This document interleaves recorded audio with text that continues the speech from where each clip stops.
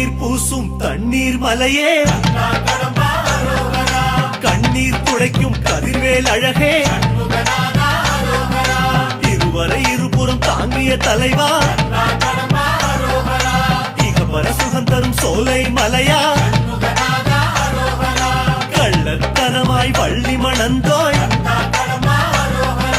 உள்ளத்திருளை உடனே களைவோய் வைகுந்த வாசன் விரும்ப